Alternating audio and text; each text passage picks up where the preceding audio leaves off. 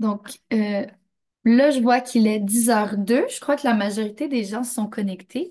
Donc, on peut commencer. Donc, je vais juste commencer par vous présenter donc ma co-animatrice ce matin et peut-être en fait me présenter moi aussi. Donc, pour ceux et celles qui ne me connaissent pas, je m'appelle Sabine Bouchard et je suis la gestionnaire pour le Bureau de la recherche et de l'innovation au Collège Boréal.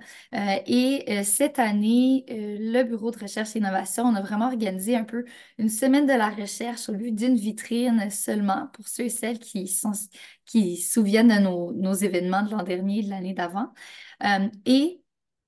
Cette année, on a travaillé en collaboration avec le CLIP pour vous offrir cette mini-conférence euh, qui appuie et qui vient présenter les projets de recherche qui sont faits à l'intérieur dans le cadre du programme de développement professionnel du CLIP et dont Suzanne va vous parler dans un peu plus de détails, désolée.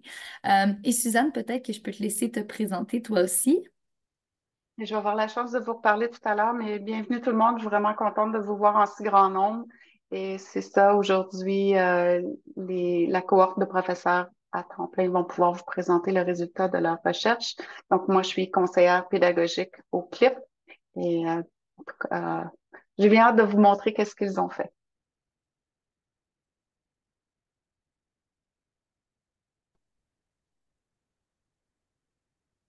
Super, ben merci beaucoup, Suzanne. Donc, je pense si on peut passer à la prochaine diapositive. Donc, pour débuter l'événement, on souhaitait faire vraiment, on va commencer par la reconnaissance des territoires. Donc, au nom du Collège boréal, je tiens à souligner que la présence des peuples autochtones sur plusieurs territoires partout en Ontario remonte à avant la présence des Européens en Amérique du Nord. Le Collège, avec ses nombreux sites et campus à travers l'Ontario, dessert plusieurs de ces territoires autochtones traditionnels. Le Collège boréal respecte et admire les traditions et les cultures des Premières Nations, Métis et Inuits, et ce sur l'ensemble des territoires que nous partageons. Nous remercions toutes les communautés autochtones de leur collaboration et de leur contribution à la richesse de notre patrimoine.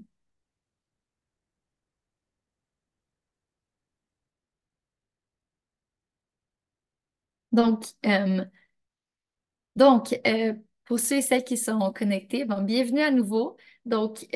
C'est ça. Moi, je suis la gestionnaire, donc Sabine Bouchard, et j'aimerais aussi remercier et souligner le travail de l'équipe de recherche et innovation Boréal pour organiser cet événement. Donc, Cindy Faulkner, qui est notre agente au secteur, et Olivia Boutet, qui est une de nos chargées de projet, mais aussi technologue de recherche. Donc, vous pouvez les voir à l'écran qu'ils ont aussi leur fond d'écran de semaine de la recherche.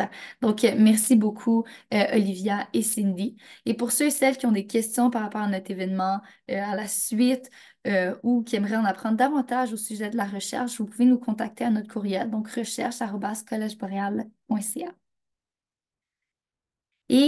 Juste avant de débuter, que je cède la parole à Suzanne, je voulais juste vous rappeler à tous ceux qui sont branchés aujourd'hui, si vous ne l'avez pas toujours fait, pour justement en apprendre davantage sur les projets de recherche que le Bureau de recherche et innovation appuie au Collège Boréal. On a notre événement annuel, donc la vitrine, qui est vraiment ce jeudi, le 21 mars, de midi à 13h30. On a mis le lien à l'écran et on va aussi le partager dans le chat juste après pour que vous puissiez aller vous inscrire si ce n'est pas déjà fait. En vous inscrivant, votre nom est ajouté au tirage surprise pour notre prix de présence et donc on espère tous et toutes vous voir lors de cet événement aussi. Suzanne, la parole est maintenant à toi pour qu'on puisse débuter. Merci. Donc, voici un peu l'ordre des présentations d'aujourd'hui. Je vais vous présenter rapidement les services offerts par le CLIP. Ensuite, nous aurons Denis Grimard qui va vous présenter son projet de recherche, suivi de Jean-Marc Palme. Ensuite, nous aurons Annie Bertium, ce sont des profs de la cohorte qui vont terminer à cette étape-ci. Je vais vous présenter le projet de Nicole Jerome qui, elle, a terminé l'année dernière et nous aurons la chance d'entendre parler du projet de Gilles Denis qui, lui, a réalisé son projet il y a 2 ans. Donc, les 2 derniers projets vont vous présenter un peu des suivis à long terme. Il y aura une brève conclusion par la suite. Donc, Denis, si tu veux te préparer, là, je vais te donner la parole dans quelques minutes. Donc, le CLIP offre des programmes de formation autant aux professeurs à temps partiel qu'à temps plein.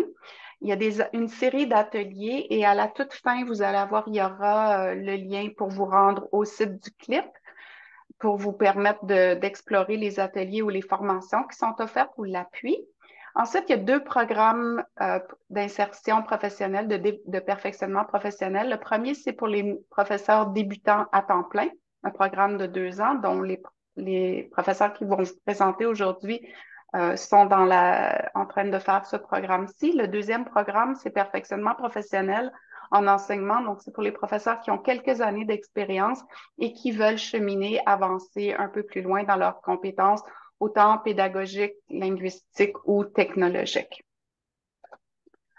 Donc, insertion professionnelle, c'est constitué de 4 modules et le dernier module, c'est améliorer ses pratiques par la recherche. Donc, l'objectif de ce module, c'est de proposer une piste de solution innovante pour un problème pédagogique spécifique en utilisant une méthodologie de recherche adaptée. Donc, c'est une introduction à la recherche scientifique. Vous allez voir qu'il y a certaines nuances dans les niveaux ou les types de recherche effectués, qui est un peu différent de ce que l'équipe de recherche et innovation pédagogique encadre. Donc, ça donne un tout petit peu là, une transition d'un programme à l'autre. Denis, veux-tu allumer ta caméra et prendre la parole, s'il vous plaît? Ma caméra n'est pas allumée. Je ne sais pas, moi, je ne peux pas te voir. Sabine, OK. est-ce qu'on peut le voir, Sabine? Oui, oui, Denis, on te OK, voit. OK, parfait. parfait. Bonjour tout le monde. Mon nom, c'est Denis Grimard, coordonnateur technique service policier. Euh, sur ma situation que j'ai travaillé, c'est lors de scénarios de formation, les étudiants, c'est difficile de les évaluer adéquatement et de toutes les compétences en temps réel. J'ai fait un petit peu de recherche, c'était là. J'ai trouvé un dicton chinois qui a vraiment frappé le clou sur la tête, si tu veux. Là, c'est j'entends et j'oublie, je vois et je me souviens, et je fais et je comprends. Le fait et je comprends, je sais que moi, j'apprends de cette manière-là. Puis je pense que la majorité, comme dans mon domaine, en faisant des scénarios, on en fait beaucoup. C'est la meilleure manière de faire comprendre, de faire des évaluations propres des connaissances des étudiants. Alors, le problème que j'ai vu, c'est les scénarios impliquent pas simplement un aspect, c'est une multitude de compétences acquises durant les semestres précédents. Disons comme l'utilisation de la force, le menottage, l'écoute active, sécurité de la scène. On fait des entrevues de témoins. Il y a beaucoup d'actions, beaucoup d'affaires qui se passent en même temps et c'est difficile de gérer des fois, puis disons d'analyser correctement les performances des étudiants disons, après le coup. C'est toujours par la suite, right? Suzanne, si tu peux avancer, merci. Sur ma question de recherche que j'ai développée avec Suzanne, c'est pour les étudiants en service policier qui mettent en pratique des compétences variées et complexes lors de scénarios, est-ce que l'analyse des renseignements, des enregistrements, vidéo permettrait d'améliorer le processus d'auto-évaluation pour les étudiants et aussi mon évaluation par la suite comme professeur? Um, Comme j'ai choisi comme action, depuis que je suis arrivé à Montréal, ça fait 2 ans que je suis à Montréal, je travaille sur ce projet-là. Le filage est fait, on attend juste un petit peu un petit peu plus d'argent dans le budget là, pour installer les caméras, mais on veut installer des caméras dans les espaces réservés au scénario. Um, Puis je crois qu'avec des enregistrements qui vont aller comme directement à mon portable, ça va être bien plus facile de faire l'évaluation ainsi que l'auto-évaluation avec les étudiants comme sur place. Comme réponse partielle, avec le cours que j'ai fait avec Suzanne dans les 2 dernières années, on a fait un essai avec une petite caméra sur un trépied dans ma salle de scénario, ce qui n'était pas idéal là, à cause de les angles, puis ça ne pogne vraiment pas toute la pièce, mais écoute, c'est un essai quand même. Puis ça, c'est assez positif. Je l'ai fait avec un étudiant à 2 reprises. L'étudiante a bien aimé l'expérience, elle était vraiment là, intéressée à voir son interaction puis son scénario. So, j'ai vu que c'est vraiment quelque chose de positif. So, um, je pense que ça va vraiment, vraiment aider comme pour évaluer les situations. Pour terminer, je pense que l'utilisation des nouvelles méthodes d'évaluation, ça va simplifier, améliorer le processus pour évaluer pour moi et va fournir une expérience exceptionnelle pour auto-évaluation. Je fais aussi des auto-évaluations avec les étudiants une fois qu'on a terminé, voir eux autres comment ils perçoivent, comment ce qu'ils ont fait. Ensuite, on en parle, on en discute. En ajoutant la vidéo sur place, comme en temps réel, ça va être super. C'est ça mon projet. J'espère d'avoir des réponses plus claires là, dans la première ou deuxième année qui s'en viennent. Merci beaucoup, Denis. J'ai quelqu'un qui me dit dans le chat que vous ne voyez pas le partage d'écran. Est-ce que c'est le cas pour plus de personnes? Euh, Ali, peux-tu m'indiquer si tu le vois maintenant? Juste, je veux être certaine que vous Non, non, puissiez voir. toujours pas. Toujours pas. OK, je vais arrêter. Désolée, je vais arrêter mon partage. Je vais recommencer juste pour être certaine que.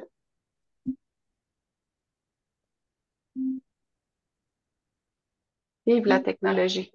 Est-ce que ça va mieux comme ça? Oui? OK, parfait.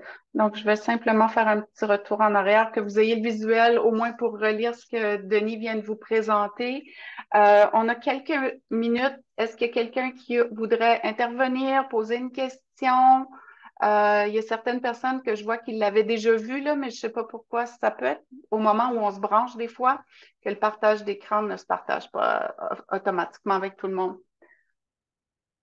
Donc, gênez-vous pas si vous voulez mettre un commentaire à Denis et lui poser une question. Sinon, vous aurez la chance de communiquer avec lui par la suite aussi pour discuter. C'est vraiment un exercice de réseautage en plus d'un partage de son projet de recherche. Donc, si vous voulez discuter avec lui, vous pouvez soit lui envoyer un message directement ou communiquer avec le clip, dire il y a eu des présentations, il y a quelque chose qui m'intéresse. Donc, j'aimerais ça qu'on ait l'occasion d'en discuter. On est ouvert au partage, bien entendu. Oh, Il y a Paulette, une question dans le chat. on voit ta main si tu veux poser ta question. Bon matin, très beau projet. Merci. Alors, j'ai une petite question. Alors, dans les programmes de santé, on utilise ces genres de technologies depuis de longues années. Je suis juste curieuse à savoir, est-ce qu'on tente d'arrimer les expériences dans les programmes qui font de la simulation afin qu'on puisse aller partager l'expertise, les bonnes pratiques? Tu veux dire donner accès aux enregistrements, Non, je Non. suis juste curieuse. Est-ce que tu as eu des communications avec d'autres programmes, d'autres professeurs lorsque tu as voulu mettre cette activité en place? OK, non, non. J'ai parlé un petit peu, je sais que en santé, je pense qu'ils ont leur laboratoire qui font des enregistrements, Oui. ils peuvent observer, c'est semblable, mais sauf dans mon local ici, pour les services policiers. Il y a eu Alors, des discussions quand même informelles avec Jacob puis avec les Oui, gens autour. Oui, c'est oui, ça. oui. Oui. super, parce qu'il y a des bonnes pratiques, il y a des outils, il y a des ressources qu'ils ont à leur disposition qu'ils pourraient partager avec les programmes qui souhaitent faire ce genre de type d'évaluation. Très beau travail, Denis. Bravo. Merci. Donc, il y a une question sur l'auto-évaluation. Est-ce que les étudiants, au niveau de l'auto-évaluation, sont plus sévères envers eux-mêmes? Um, non, je trouve que c'est plus, ils vont laisser des espaces en blanc à cause, pour être honnête, je suis pareil. On essaie de se rappeler, t'as-tu fait ça? Qu'est-ce que comment tu as réagi? C'est ça, quand c'est pas enregistré, c'est parce que moi, je participe au scénario comme acteur. Des fois, c'est difficile de se rappeler, ah, tabarnouche, ils ont-tu fait la bonne affaire? Ils ont-tu dit la bonne affaire? Avec l'enregistrement, on peut réviser, puis on va voir comme direct sur place, là, on fait une auto-évaluation de leur part. Moi, normalement, j'en fais un aussi en même temps. On compare un petit peu, puis là, on va réviser la vidéo qui va être super. Là, on va voir, là, Juste pour ajouter, Denis, dans l'essai que Denis a fait, c'est beaucoup en simultané. L'auto-évaluation se fait immédiatement après le scénario en collaboration avec le prof. Donc, il y a cette discussion-là pour s'assurer justement d'être très conscient de la réalité des faits et non d'être trop sévère sur soi-même. Et je pense que c'est ça qui vient encadrer là, la subjectivité, l'objectivité, qui permet de remettre en place et de se baser sur des faits. Oui, c'est parce qu'il y a des fois que je vais dire, l'étudiant t'a fait telle affaire, puis on dit, je ne m'en rappelle pas. Je ne me rappelle pas d'avoir fait ça. Puis des fois, c'est pas toujours négatif, là. C'est vraiment, hey, bon job, tu as fait ça, il ne s'en rappelle pas. C'est juste avec la vidéo, là, ça va être super. Donc, dernière intervention, Rose Cana dans le chat. Est-ce que les pratiques pourraient être étendues dans d'autres programmes? C'est justement l'idée, par exemple, comme on l'a mentionné en santé, il y a déjà des initiatives d'enregistrer des simulations. Il y en a dans d'autres programmes que c'est déjà fait. Et c'est ce qu'on voudrait, un partage, que les professeurs puissent discuter entre eux pour être en mesure de partager leurs pratiques exemplaires, puis de voir, comme dans le cas de Denis ici, comment est-ce que ça peut être adapté à sa réalité, à ses besoins. Et donc, s'il y a d'autres professeurs que vous savez qui pourraient profiter de l'occasion, vous pouvez les orienter vers nous ou vers Denis pour qu'on puisse en discuter davantage, certainement. Parfait. Merci beaucoup, Denis. Merci pour vos questions. Notre prochaine présentation sera faite par Jean-Marc Palme. Jean-Marc, tu peux nous joindre avec ta caméra, s'il vous plaît. Donc, pendant que Jean-Marc se prépare, Est-ce que vous m'entendez? Jean-Marc, Jean-Marc a fait un projet de recherche. Bonjour Jean-Marc. Il a fait un projet de recherche d'un niveau supérieur aux exigences pour le programme d'insertion professionnelle. Donc, en insertion, on parle d'initiation à la recherche et on produit une infographie. C'est ce que Denis vous a présenté tout à l'heure. Donc, c'est l'esprit de synthèse de faire un sommaire. Jean-Marc, avec de l'expérience déjà en recherche, donc ce que vous avez à l'écran, c'est une affiche scientifique, un tout autre format qui nécessite un peu plus de travail.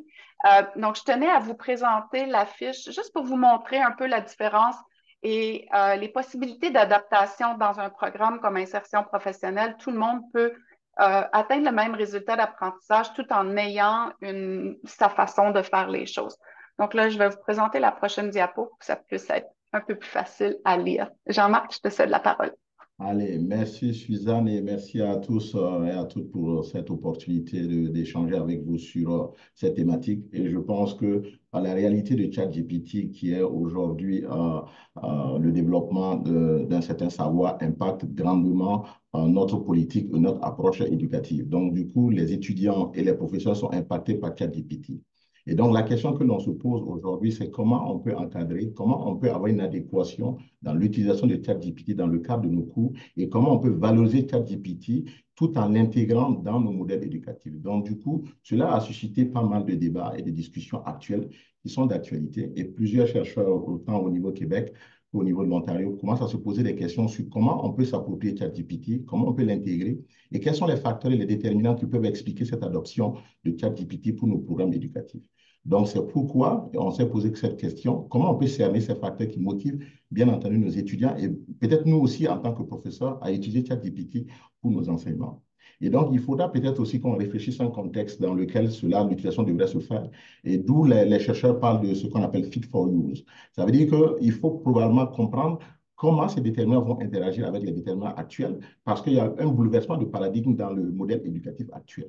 Et donc, ceci nous amène à se poser des questions telles que quels sont les facteurs qui peuvent influencer la décision des étudiants postsecondaires à utiliser ChatGPT pour deux types de modèles. Parce que nous avons le modèle théorique, ou ce qu'on appelle l'enseignement théorique, et aussi nous avons ce qu'on appelle le modèle pratique. Donc, ces deux modèles d'apprentissage pour lesquels, effectivement, ChatGPT vient influencer le paradigme de changement de comportement. Et donc, c'est important de comprendre ces facteurs-là.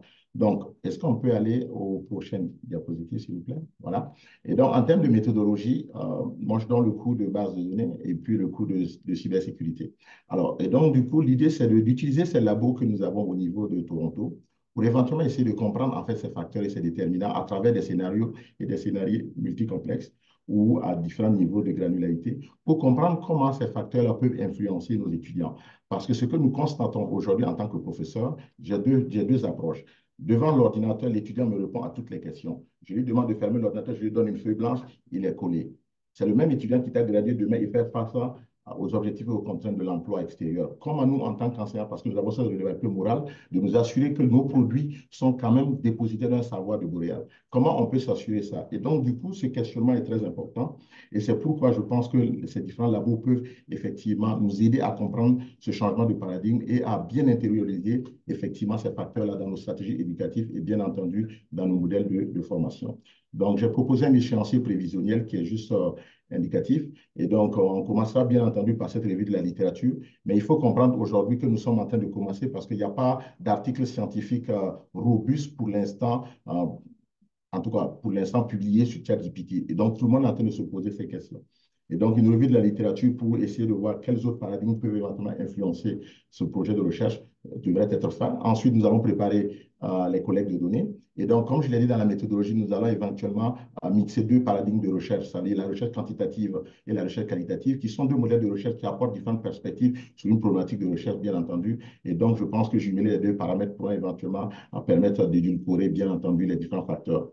Ensuite, il faudra préparer ces outils, faire la pré-validation, faire le choix de l'échantillonnage et faire la collecte de données pour ensuite faire des analyses. Et donc, le rapport que nous comptons, bien entendu, si cela est faisable, c'est bien entendu que ce rapport puisse impacter la qualité décisionnelle au niveau des formations et des modèles d'apprentissage au niveau de l'Ontario ou bien entendu au niveau du Canada, puisque la problématique est une problématique pan-canadienne, elle n'est pas juste basée à Toronto, mais elle est vraiment pan-canadienne et tous les enseignants, nous sommes tous dans une relation dans laquelle il faut qu'on sache comment ChatGPT pourrait éventuellement être intégré dans notre dynamique d'enseignement et répondre aux exigences et à la compétition grandissante du modèle éducatif actuel.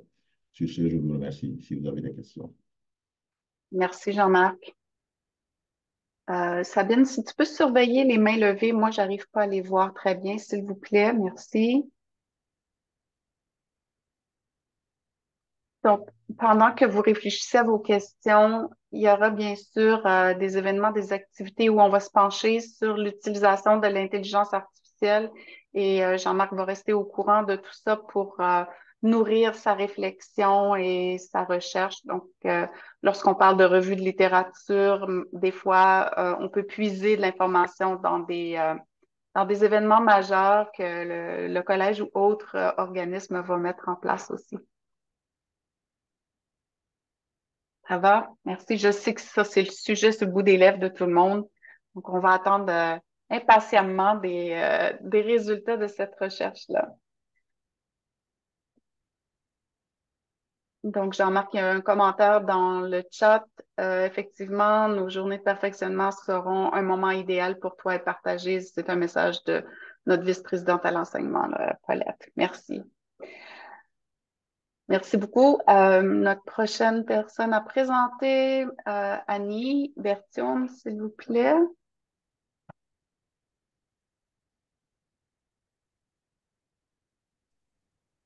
OK. Oh, oh. Parfait. Excuse. Oui, c'est parce que là que moi, j'ai fait quelque chose sur mon côté. Là, ça l'a tout. OK, là, je le vois. Je voyais Ça plus. va? OK. Oui, c'est bon. C'est de mon côté. Je ne pouvais plus voir la présentation. Alors, c'est bon, Suzanne? Oui, ça va. OK, Vas-y. OK. Merci. Alors, merci, premièrement, d'avoir venu aujourd'hui. Mon nom, c'est Annie Bertram. Je suis une professeure à temps plein dans le programme de soins infirmiers auxiliaires depuis janvier 2022. Alors, mon projet de recherche que je propose, c'est que je vais commencer par expliquer qu'au début du programme de soins infirmiers auxiliaires, à la première étape, les étudiants y ont à apprendre à faire un plan de soins infirmiers. Puis qu'est-ce que c'est? C'est une démarche que les étudiants y apprennent à faire ou qui vont aller chercher des données de leurs patients. Ensuite, ils vont faire l'analyse, ils vont l'interpréter, ils vont développer des objectifs, des interventions et enfin une évaluation. C'est une méthode assez complexe dont il y a plusieurs particularités, il y a des règles, il y a des choses à suivre, puis il y a une logique, mais il y a aussi plusieurs liens entre les étapes, puis en dedans de chaque étape, il y a d'autres liens à faire. Puis les étudiants partageaient avec nous autres qu'ils ont de la difficulté à voir l'ensemble du processus, puis les liens entre ces composantes du plan. Puis moi, je le vois parce que quand je corrige leur travail qu'ils vont soumettre, ça me prend énormément de temps, des fois 1 heure à 1 heure et demie par travail. C'est surtout parce que je vois qu'ils n'ont pas fait ces liens entre les étapes, puis c'est ça ce qui manque dans leur réponse. Puis les notes sont pas aussi bonnes que je le voudrais. Alors, ça m'apportait à me demander, est-ce qu'il y a une meilleure façon, une différente façon, peut-être de faire l'enseignement du plan de soins. Puis je vais m'arrêter là juste pour expliquer que le plan de soins présentement, il est enseigné dans notre programme, on appelle ça une présentation obligatoire, qui veut dire que chaque site du Collège boréal qui enseigne ce cours doit utiliser la même présentation PowerPoint afin qu'on l'enseigne toutes de la même façon. Mais c'est un PowerPoint de 130 diapos qu'on utilise au cours de trois sessions. Mais les étudiants, ils disent que aussi, ils ont de la difficulté à retourner au PowerPoint, retrouver l'information pour être capable de faire ces liens puis l'appliquer. Alors, je m'ai arrêtée à faire un peu de recherche. Puis j'ai retrouvé là une méthode de la schématisation conceptuelle. Puis souvent, c'est une technique que on enseigne aux étudiants pour eux autres à faire, mais moi, je voulais faire l'inverse, que je voulais, moi, l'utiliser comme outil d'enseignement pour faire cet enseignement du plan de soins. C'est une méthode qui permet de structurer les informations partant de des grandes idées à des plus petites idées, puis c'est vraiment bien à aider les étudiants à faire et à démontrer les liens disons, entre les étapes puis en dedans de les mêmes étapes. D'abord, qu'est-ce que je vais faire à la fin? Je vais l'enseigner de cette façon à l'automne 2024. Et puis, à la fin, je vais demander aux étudiants de faire un sondage. J'ai trouvé un article avec des étudiants de médecine qui ont fait similairement et puis ils ont complété un sondage à la fin pour connaître plus de leur perception de l'utilisation de cette méthode pour apprendre. Alors, est-ce qu'ils ont aimé cette méthode? Est-ce que ça les a aidés ou non? Puis, je vais évidemment regarder aussi à mon temps de correction, puis aussi les améliorations, disons, de avant, quand j'utilisais les PowerPoint à maintenant.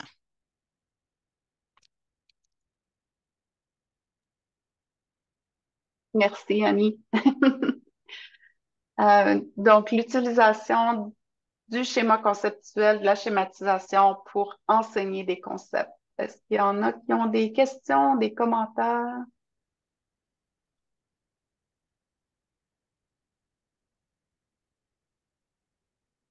Intéressant de s'appuyer sur la recherche pour pouvoir changer la façon de faire les choses parce qu'on est très habitué à offrir de la formation avec un PowerPoint, dans un mode plus traditionnel. Et là, de se lancer dans quelque chose de nouveau, la recherche vient nous rassurer un peu de voir que ça se fait ailleurs, dans des universités ou dans d'autres institutions postsecondaires. Un bel exemple de connaissances transférables parmi nos programmes. Et très intéressant, le schéma conceptuel en SIAX. Mm-hmm. Puis je voulais ajouter aussi que dépendant de mes résultats, comme j'ai mentionné, on essaie d'enseigner de la même façon certaines composantes du programme. Alors, si j'ai des bons résultats, ce serait certainement quelque chose que je vais partager avec les autres sites de sciences infirmières pour aussi, peut-être eux autres aussi pourront utiliser cette même méthode, dépendant des résultats. Si je reviens aux commentaires de connaissances transférables, bien, une fois qu'on sait comment ça fonctionne, qu'on a déjà l'expérience, c'est une belle occasion d'en parler avec des collègues d'autres programmes qui auraient autre chose. Donc là, je vois des mains levées. Ah, finalement, je vois des mains. OK, c'est bon, j'allais te dire, on en a 3. Est-ce que tu vois l'ordre, par exemple? Je veux pas. Oui, donc, si tu veux, Suzanne, donc je pense que ça va être Clémence, ensuite Ketsa et ensuite Paulette. Donc, Merci. et on vous invite aussi à ouvrir vos caméras quand vous posez vos questions. Bonjour tout le monde. Pour ma part, je me demandais si le schéma a été créé par le professeur ou par les étudiants. S'il y avait un travail qui était fait peut-être même en groupe, dans le cas où ce serait créé pour les étudiants, dans le sens où ce serait à eux de faire les liens. Donc, j'ai peut-être manqué la partie, mais voilà, je voulais juste un éclaircissement là-dessus. Oui, puis c'est une bonne question parce que moi et Suzanne, on était un petit peu, c'est quelque chose certainement clarifié. D'abord, souvent, généralement, cette méthode est utilisée pour les étudiants, que eux autres le font et ils l'appliquent. Mais ici, c'est un petit peu comme renversé que c'est moi qui vais le développer, le schéma conceptuel, puis je vais l'utiliser pour enseigner les composantes. Alors, c'est moi qui le fais pour l'enseignement et qu'après, eux autres, ils vont avoir ce schéma pour être capable de l'utiliser comme référence, disons, comme leur note. Alors, c'est un petit peu l'inverse de ce qu'on est habitué à l'utiliser pour. Avant de donner la parole à Ketsa, je vais juste mentionner que le prochain projet de recherche que je vais vous présenter immédiatement après celui d'Annie, ce sera la perspective de la création du schéma conceptuel par l'étudiant. Donc, il y a différentes approches. Ketsa, c'est à toi.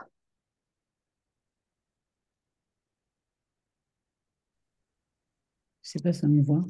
Est-ce que je me vois? Oui, Bon, merci. C'est un très beau projet, Annie. Tu as mentionné que une des façons que tu voulais évaluer, c'est par l'étudiant qui pourrait donner son feedback du processus, du moins de son expérience à travers le processus. Je ne sais pas si c'est une possibilité même, étant donné que l'étudiant qui va l'évaluer n'a pas un point de référence par rapport au schéma antérieur, je me demandais s'il y avait une possibilité soit d'avoir même une personne qui pourrait comparer, voici son expérience avant avec le schéma maintenant pour pouvoir avoir une distinction plus évidente des deux comparaisons. Je ne sais pas si c'est une idée ou ça a été exploré. oui, je lui ai pensé, puis j'y ai songé, mais je ne pouvais pas vraiment trouver euh, une façon. Mais une des choses que je pensais à faire, c'est que parce qu'on a 2 minutes, je n'ai pas inclus ces détails, mais je pensais de pareil offrir, j'étais pour pareil donner aux étudiantes le PowerPoint qu'on aurait habituellement utilisé. D'abord, je vais partager le PowerPoint avec eux autres. Je ne vais pas l'enseigner, mais ils peuvent certainement aller le revoir et peut-être ça va leur donner un peu plus d'une idée.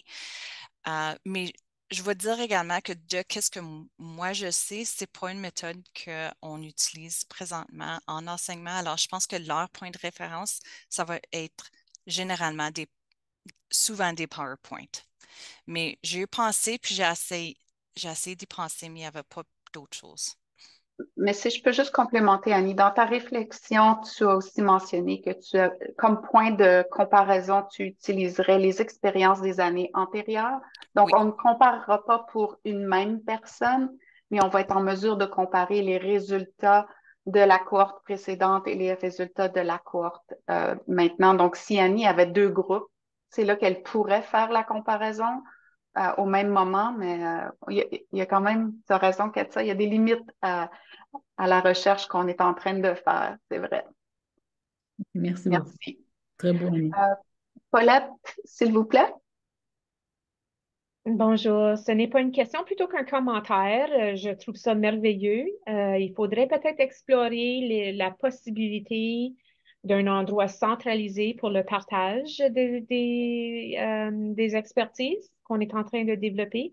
Dans le cas où il y a du personnel, de nouveaux personnels qui vont arriver, qui veulent apprendre, qui veulent échanger.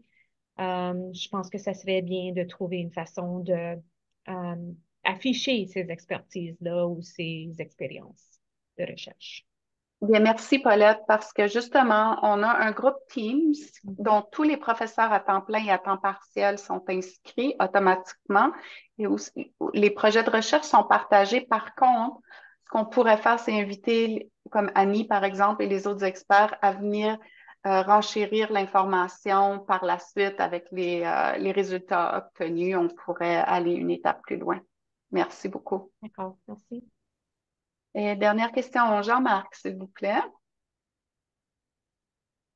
Jean-Marc, il faut mettre ton micro activer ton micro, s'il vous plaît. Annie, Merci. Annie, félicitations. J'aime bien le projet de recherche et l'approche schéma conceptuel. Beaucoup d'études montrent bien que c'est très intéressant pour la formation approfondie pour les étudiants. La question que j'aimerais te poser, peut-être que tu l'as peut-être un peu répondu dans les réponses précédentes. Je voulais déjà savoir, est-ce que vous avez fait une analyse comparative? Est-ce que vous avez eu des données comparatives? Est-ce que votre approche, vous êtes la seule à faire ça sur le plan canadien ou est-ce qu'il y a des études similaires? Est-ce que vous êtes... Comment ça a pu impacter votre approche méthodologique? Comment vous l'avez intégré? Ou est-ce que c'est un terrain complètement vierge? Parce que si j'ai bonne mémoire, je sais que dans les années 2017, l'Université de Laval était en train de réfléchir sur un pareil projet, sur l'utilisation des cartes conceptuelles pour les formations. Merci. Oui, alors, ben, comme tu sais, dans le cours, je n'ai pas fait une analyse exhaustive de la recherche, mais de qu'est-ce que je pouvais voir, c'est, oui, c'est ça, je trouve qu'il y avait assez de choses qui se passaient, disons, au début des années 2000, puis là, c'est comme, il n'y avait pas beaucoup autant de recherche, mais la une que j'ai assez qui était récente, c'était, il y en avait une étude qui était assez similaire avec les étudiants de médecine, comme j'avais dit, qu'eux autres, ils enseignaient. Ils ont utilisé la méthode pour enseigner, puis ensuite, ils ont cherché le feedback des étudiants. Alors, j'ai utilisé ça beaucoup comme un petit peu de point de référence. La seule chose, c'est que le sujet qu'eux autres ont enseigné, c'était plus comme, c'était différent de ce que moi j'enseigne. En fait, moi, j'enseigne un processus. D'abord, c'est pareil, un peu différent. Alors, j'en ai trouvé un peu, mais je trouve beaucoup au sujet de les étudiants qui l'utilisent et l'appliquent pas autant comme outil d'enseignement. OK, merci. Merci, Jean-Marc. Pierre-Marie, s'il vous plaît. Oui, bonjour à tout le monde. Donc, je félicite également Annie. Je trouve que c'est un sujet de recherche très intéressant avec ces différentes façons de présenter les choses qui aident même parfois aussi les étudiants à mieux structurer leur façon de travailler, leurs idées. Et donc, nous sommes tous préoccupés, évidemment, dans ce cas, par en fait, la qualité en fait, du travail, de ce qu'on va produire, pour que ça puisse effectivement aider peut-être en fait, l'ensemble de la communauté des étudiants. Donc, c'est pourquoi je vais faire juste un commentaire sur la question que tu as évidemment à poser, parce que j'imagine que Annie tient en même temps les étudiants peut-être de première année et de deuxième année. Et donc, si elle tient des étudiants de première année et de deuxième année, ça veut dire que en première année, par exemple, on peut avoir des étudiants qui utilisent une méthode peut-être PowerPoint. Euh, elle fait le même exercice elle a déjà structuré les différents types de questions qu'elle va leur poser, qu'est-ce que vous pensez, ainsi de suite. Et l'année suivante, elle passe à l'utilisation de ce modèle conceptuel et on a les mêmes questions qui sont posées aux étudiants. Et ça permet, même si il y a peut-être un certain nombre d'éléments qu'il faudra ajouter, ça permet quand même de donner une certaine vue qu'on peut combiner à d'autres méthodes d'analyse. Donc, c'est juste le petit commentaire que je voulais apporter. Merci. Oui, puis c'est certainement en arrière de ma tête, là, puis je pense on va faire. On va avoir une Oui, comparaison. c'est ça. OK. Le temps file beaucoup, mais je veux pas te laisser de côté. Ali, vas-y. Oui, juste une réaction par rapport aux étudiants. Le travail cognitif que Annie va faire pour mettre ça en carte conceptuelle, ce serait vraiment important d'avoir aussi une partie d'exercice pratique pour que les étudiants comprennent comment cette construction cognitive se fait, parce que sinon, ça revient au même que de présenter une présentation en PowerPoint. Si eux ne font pas l'effort de faire une carte conceptuelle, ils vont pas forcément comprendre ça mieux. Ceux qui seront visuels auront peut-être une meilleure rétention, mais finalement, on passe du tableau noir au PowerPoint à l'explication de schéma ou de cartes conceptuelles. Pour comprendre comment ça marche, il faut le faire.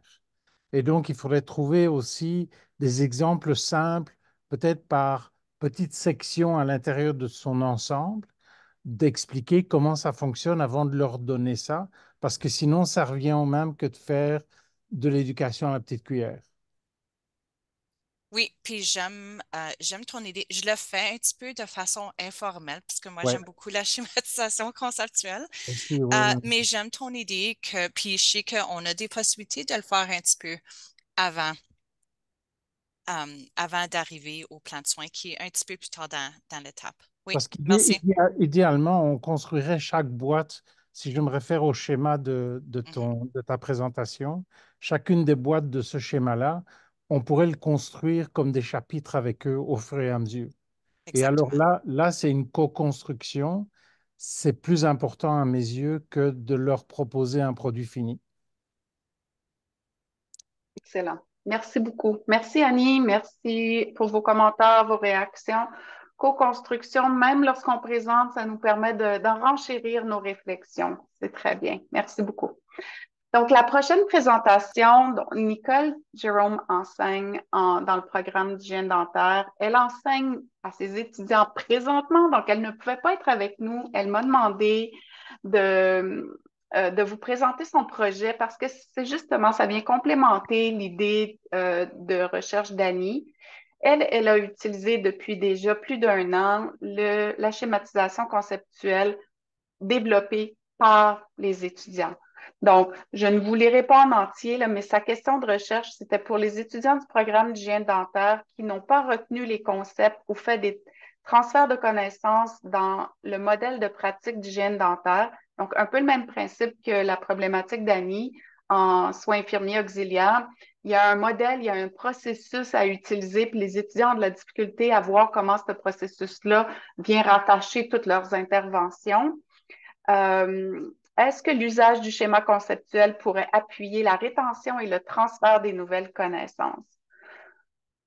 Donc, dans sa façon de faire, Nicole a premièrement enseigné aux étudiants qu'est-ce que c'était un schéma, comment faire le schéma. Donc, elle les a préparés un peu dans la veine de l'intervention d'Ali tout à l'heure. Qu'est-ce qu'un schéma, comment on s'y prend? Elle avait trouvé justement des recherches qui démontraient le développement cognitif, la construction d'une connaissance à l'aide d'un schéma. Et après ma barre, ses premiers résultats, c'est qu'elle avait réussi à activer les connaissances antérieures pour assurer un apprentissage en profondeur. Donc, les étudiants commençaient à faire des liens entre les cours et son cours et le modèle de soins en hygiène dentaire.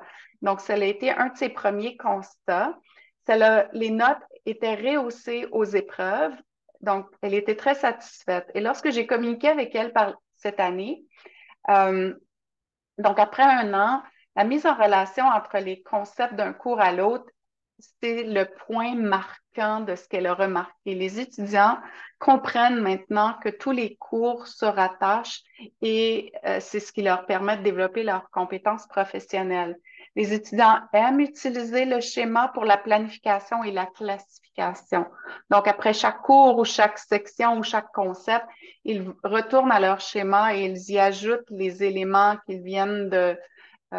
auxquels ils viennent d'être confrontés. Ça leur permet de créer leur réalité, leur représentation du cours et des concepts.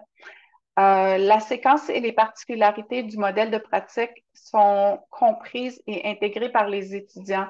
Donc, ça, c'est le point majeur. Pas seulement les notes qui sont rehaussées, mais maintenant, lorsqu'ils ont des discussions, lorsqu'ils sont en situation clinique, les étudiants font des liens entre les concepts théoriques et le schéma conceptuel. Donc, elle voulait vraiment le partager pour démontrer, un peu appuyer Annie, disant que c'est une façon qui permet justement aux étudiants de s'approprier des processus lourds et chargés d'informations. Je sais que c'est pas mon projet, mais si vous avez des questions auxquelles je peux pas répondre, je pourrais définitivement vous trouver des réponses de la part de Nicole. Donc, je vous invite à ne pas vous limiter, même si c'est pas mon projet, de poser vos questions ou faire des commentaires. Je vais lui partager l'information aussi.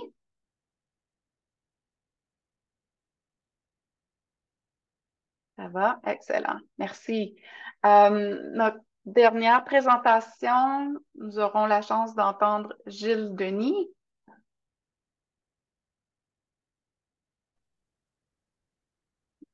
Parfait. Merci, Suzanne. Bonjour tout le monde.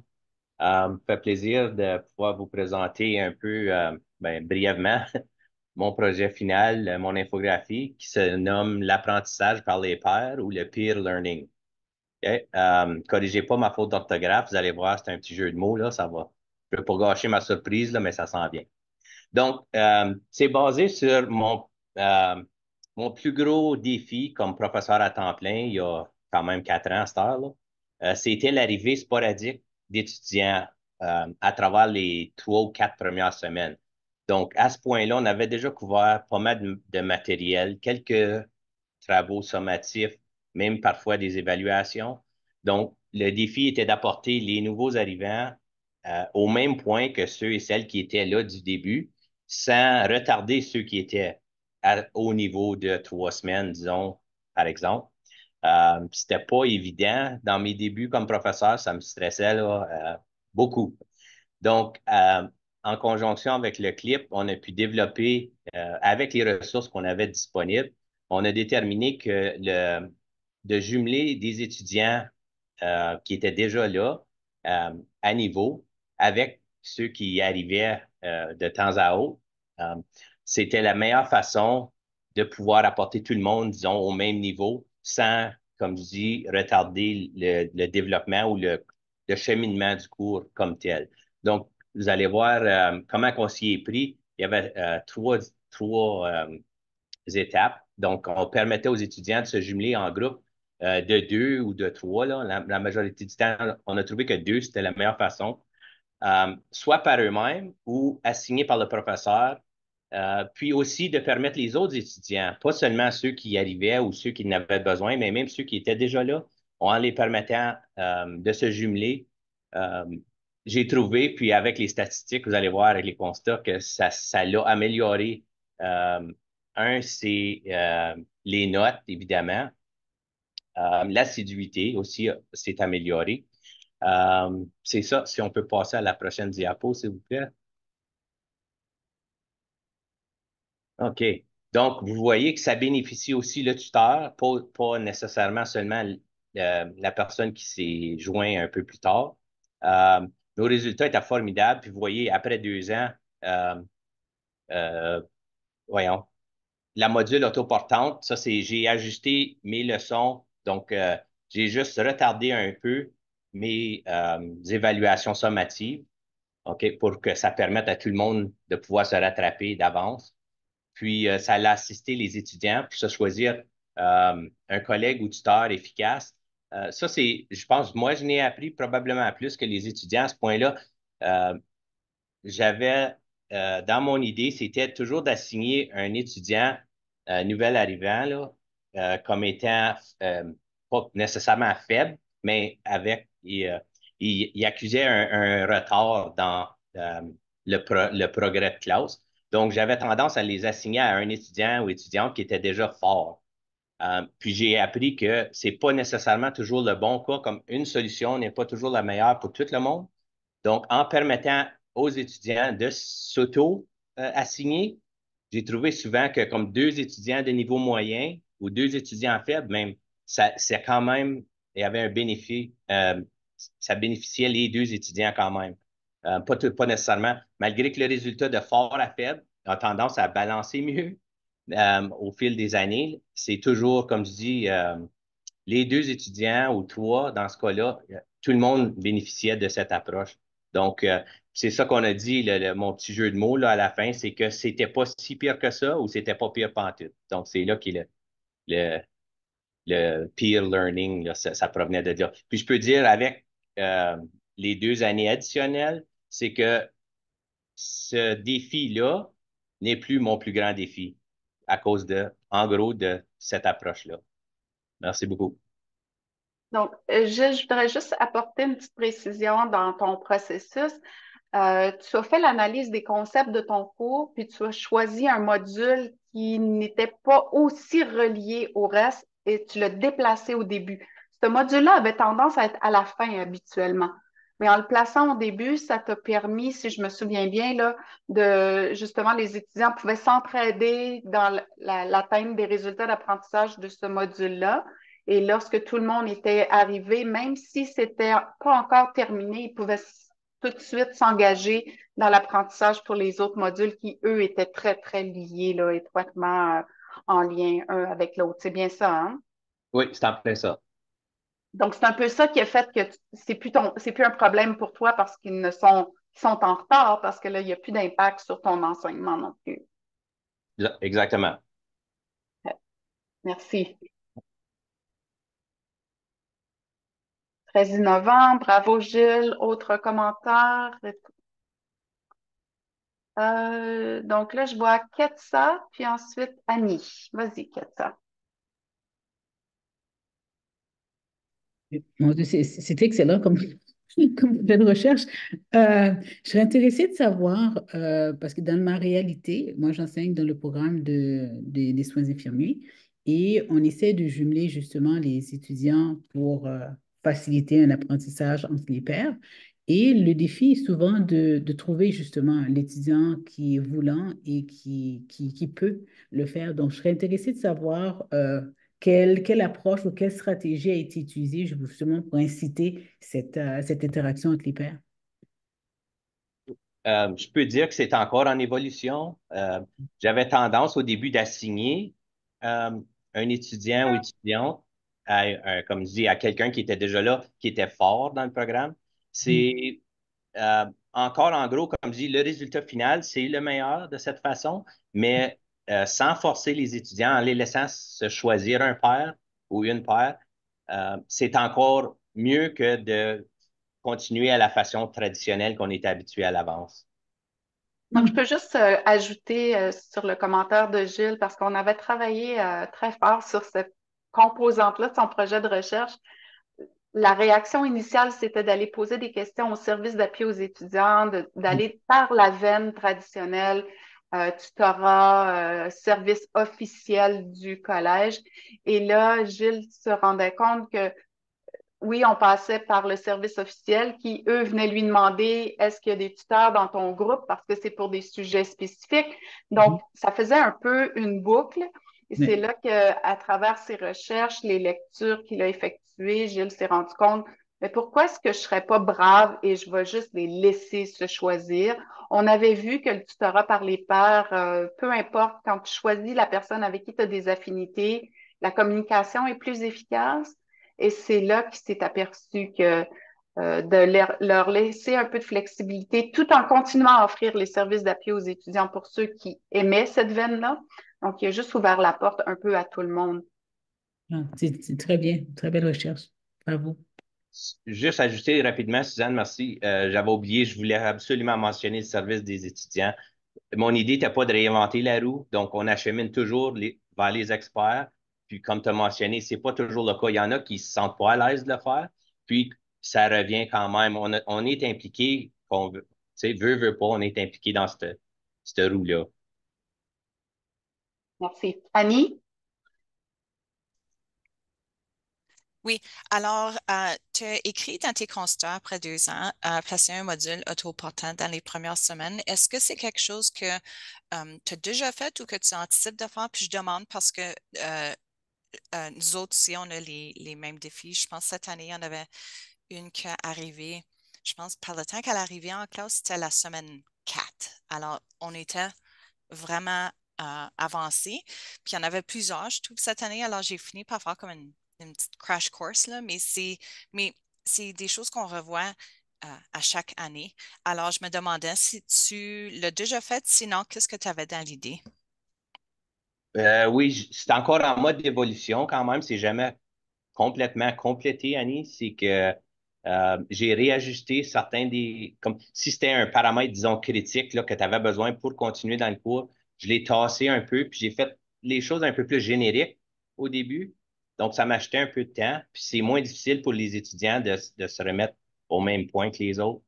Euh, c'est pas parfait, mais c'est beaucoup mieux que c'était. OK. Merci. Puis ce que je me demande aussi, c'est que, comme tu dis, c'est juste les vraiment points que tu es comme, il faut vraiment savoir ça, mais qu'en paire, ils pourraient peut-être comme le revoir ensemble. Parce que je trouve des fois, même les pairs, ils vont oublier ce qu'ils ont appris comme même la semaine passée, là, surtout les premières semaines, à la première étape, je trouve que c'est beaucoup. surtout quand il arrive à la 3e semaine. Alors, j'aime beaucoup ton idée du module, puis j'aime beaucoup l'idée des pairs reconnaissants aussi, que des fois, j'ai essayé de les jumeler ensemble, comme parfois, c'est pas aussi effectif, mais il y en a souvent qui ressortent par eux-mêmes, puis ils s'entraident. Merci. Merci beaucoup. Donc, merci pour vos commentaires. Merci beaucoup, Gilles. Sabine vient de placer dans le chat un lien pour obtenir de votre rétroaction si vous voulez remplir le questionnaire. Pour ce qui est des ressources, je vous ai mis ici un code QR pour vous inscrire à la vitrine annuelle que Sabine vous a présentée au tout début. Si vous n'avez pas eu la chance de noter le lien, ça va être dans le chat, mais vous pouvez scanner aussi avec votre téléphone, balayer.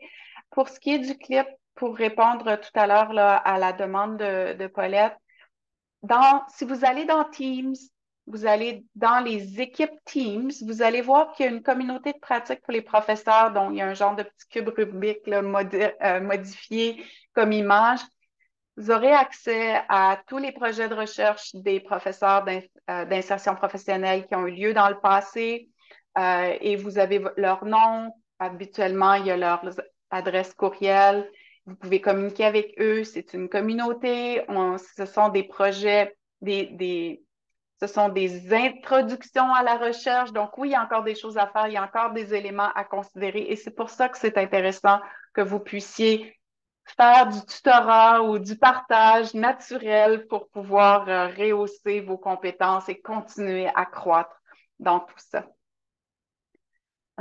Sabine, est-ce que tu voulais reprendre la parole? Il nous reste 2 minutes. Non, peut-être juste, j'aimerais vraiment remercier tout le monde et nos présentateurs, présentatrices, mais aussi tous les participants et participantes qui se sont joints à nous aujourd'hui. Donc, on espère que vous avez beaucoup apprécié l'événement, que vous avez aussi peut-être appris de nouvelles choses. Et peut-être la dernière chose, donc l'événement a été enregistré et l'enregistrement va se situer sur la page intranet de Recherche et Innovation Boréal. Donc, vous allez pouvoir y avoir accès, vous allez pouvoir aussi le partager dans vos réseaux si vous pensez que ça peut être pertinent pour certains de vos collègues. Donc, merci encore d'avoir été des nôtres ce matin.